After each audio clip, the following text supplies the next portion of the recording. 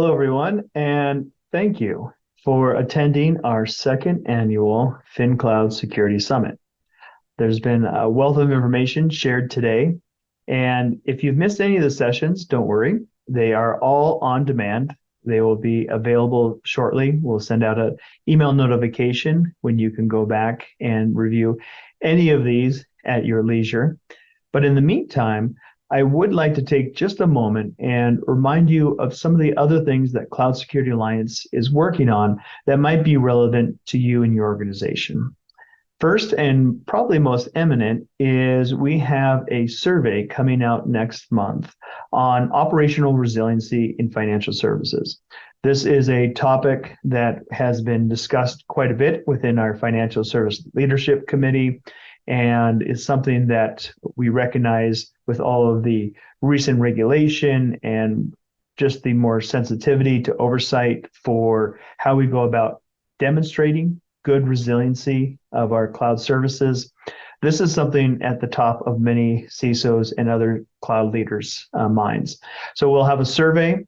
We will then be conducting interviews. If you want to be part of those interviews, please reach out to me. We'd love to have your feedback in that research process.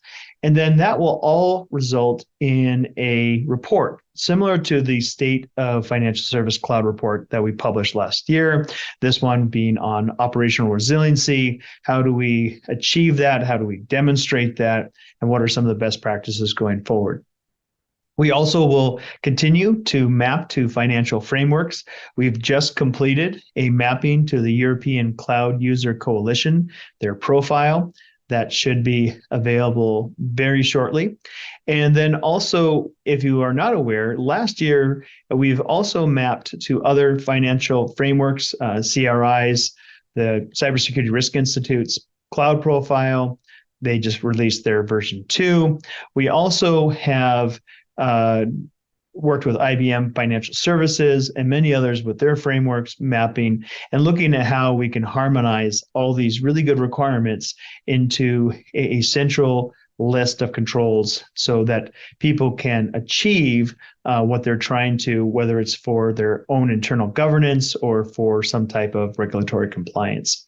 We also are going to look at how the cloud control matrix can foster continuous automation and assurance, get to that level 3. And we'll look at small business and SaaS developers. How do they achieve, possibly in a different way, at least elements of the cloud control matrix? So what are the most critical controls for them to possibly be part of a procurement and onboarding process into a financial service entity? What is good enough demonstration that they are adhering to best security practices?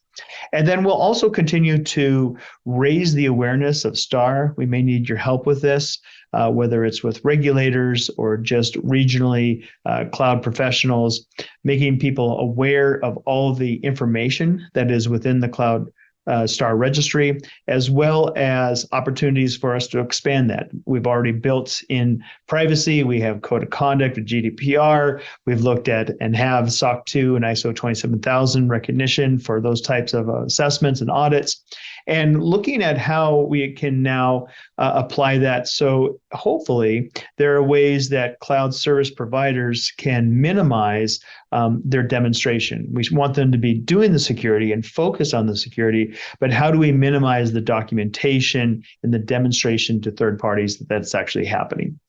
So we'll be working on that throughout the year.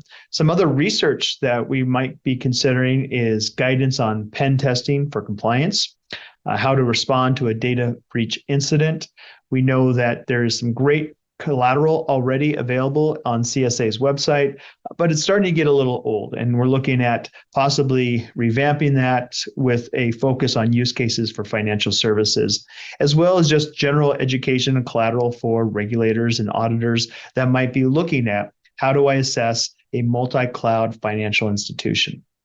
So there are just some of the ways that you can get involved in 2024. Before I leave you, I do want to mention some other research that may not be central to financial services, but the technology, the risks, and the threats that are being addressed are. And that is, we have our top threats report coming out shortly. We will have our Top Threat Summit. Also up next, you heard today with some of the AI safety initiative that we have for working groups and just a wealth of information. I'm very proud to say that there are several financial service leaders chairing some of that working groups and involved in how we go about creating this trustworthiness of Gen AI and machine learning.